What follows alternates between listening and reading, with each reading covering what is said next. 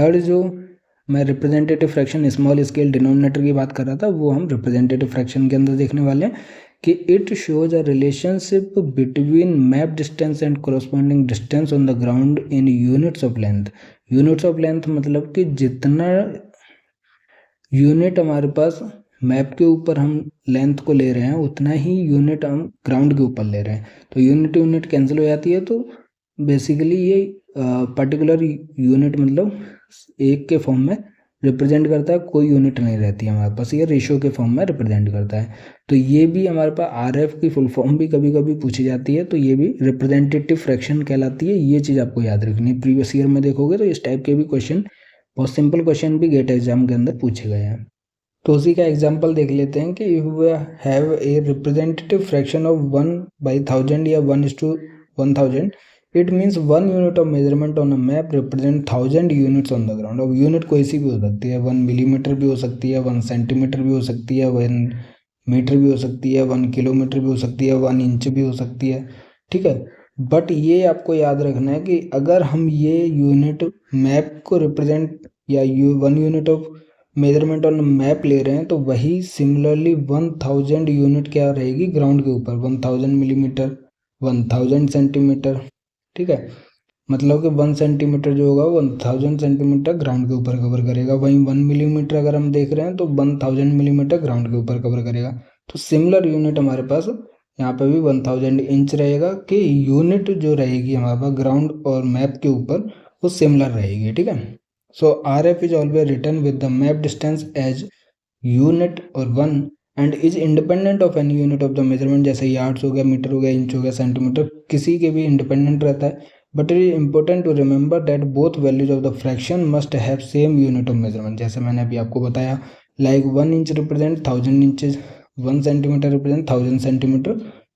मतलब ये है कि 1 इंच अगर वो मैप के ऊपर है तो 1000 इंच जो है वो हमारे पास ग्राउंड के ऊपर बिटवीन दोज 2 पॉइंट कवर करेगा हमारे पास, ठीक है। So in this method numerator show distance on the map while denominator represent distance on the ground. तो यहीं पर मैं डिनोमिनेटर और न्यूमरेटर की बार बार बात करता था कि 1 अपॉन में 1000 है, तो ये जो डिनोमिनेटर है जितना लार्ज रहेगा उतना स्मॉल स्केल मैप रहेगा, और जितना लार्ज रहेगा हमारे पास उतना ज़्यादा डिस्टेंस जो है वो ग्राउंड के ऊपर कवर करेगा, क्योंकि डिनोमिनेटर जो रिप्रेजेंट करता है distance on the ground cover करता है हमारे पास, ठीक है। And its value changes according to the scale in representative fraction. अब देखिए इसमें एक क्वेश्चन है जो इस रिप्रेजेंटेटिव फ्रैक्शन की कैलकुलेशन को समझाएगा आपको, और यही टाइप के सिंपल टाइप के क्वेश्चन हमारे पास गेट एग्जाम में पूछे जाते हैं। तो ये बहुत ही ज़्यादा इंपॉर्टेंट टॉपिक है रिप्रेजेंटेटिव फ्रैक्शन वाला। तो इसमें आप देखोगे ये जो रिप्रेजेंटेटिव फ्रैक्शन के फॉर्म में ही हमने टोपोशीट नंबरिंग में जो स्केल देखे थे 1:25,000, 1:50,000, वो इसी के बेसिस पे थे, और इसी के बेसिस पे हमारे पास गेट एग्जाम में क्वेश्चन पूछे जाते हैं कि आपको टोपोशीट नंबरिंग दी जाएगी तो उसका स्केल आपको मान लीजिए 1:25,000 पता चल गया, ठीक है, उसकी नेमिंग के हिसाब से, और आपको दे दिया गया कि ग्राउंड के ऊपर 5 किलोमीटर की लेंथ है, ठीक है, या फिर जो भी लेंथ है, ठीक है, तो वो कितना मैप के ऊपर या टोपोशीट के ऊपर रिप्रेजेंट करेगी वो चीज़ आपको निकालनी है। तो उसके लिए ये स्केल पता होना चाहिए रिप्रेजेंटेटिव फ्रैक्शन वाला, उसके बाद आपको कैलकुलेशन भी पता होनी चाहिए, तभी आप उसको कैलकुलेट कर पाओगे, ठीक है।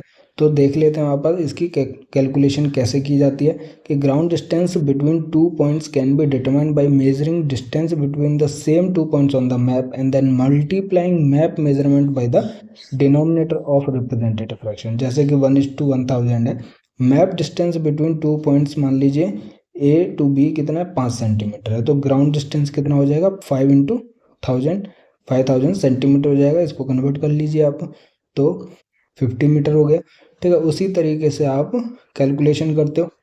तो इसके लिए आपको सिंपल है कि स्केल जो होता है या फिर आप रिप्रेजेंटेटिव फ्रैक्शन देख लीजिए, तो मैप के ऊपर डिस्टेंस, ठीक है, और वहीं आप डिस्टेंस ऑन द ग्राउंड रहता है, ठीक है। अब ये चीज़ आपको क्या गिवन है 1/1000 गिवन है, ठीक है, और इसमें जो वैल्यू गिवन है आपको distance on the map given है हमारे पास, मतलब कि ये वैल्यू गिवन है, ये वैल्यू कितनी गिवन है 5 सेंटीमीटर गिवन है। तो distance on ground cross multiply करोगे तो कितना हो जाएगा, distance on ground is equal to 5 × 1000 centimetre, ठीक है। तो ये 5000 सेंटीमीटर हो जाएगा। इसको आप कन्वर्ट कर लीजिए, 1 मीटर में 100 सेंटीमीटर, तो ये 50 मीटर हो जाएगा। ठीक है, इसी से आप बाकी यूनिट्स में इसको कन्वर्ट कर सकते हो। तो जैसे मैंने आपको एग्जांपल बताया था 1/25,000 स्केल आपको पता चल गया, और 5 किलोमीटर को रिप्रेजेंट करना है मैप के ऊपर। तो ये क्या है हमारे पास, डिस्टेंस ऑन द मैप और distance upon my ground. Ground का डिस्टेंस हमें पता चल गया 5 किलोमीटर है। ठीक है, तो इसको जब आप क्रॉस मल्टीप्लाई करोगे तो डिस्टेंस ऑन मैप निकल जाएगा। 5 किलोमीटर को मैंने मीटर में कन्वर्ट कर दिया, 5000 मीटर हो गया, और नीचे 25,000 है। ठीक है, इसके बेसिस पे आप 1/5 मतलब 0.2 मीटर आप इसको भी कन्वर्ट करना चाहोगे तो आप 20 सेंटीमीटर लिख सकते हो। तो बेसिकली आपका स्केल 1:25,000 है। 5 किलोमीटर ग्राउंड डिस्टेंस को 20 centimetre length between those 2 points on the map represent कर सकते हो। ठीक है, तो ये जो रिप्रेजेंटेटिव फ्रैक्शन वाली कैलकुलेशन है सिंपल है लेकिन काफ़ी ज़्यादा इम्पोर्टेंट है। ठीक है, so representative fraction is versatile method as it can be used with any system of the measurement. For example, let us assume that 1 centimeter on the map represents 1 kilometer on the ground. अब मान लीजिए ये given है, statement of scale given है 1 centimetre is equal to 1 kilometre. अब आपको इसको representative fraction में कवर करना है।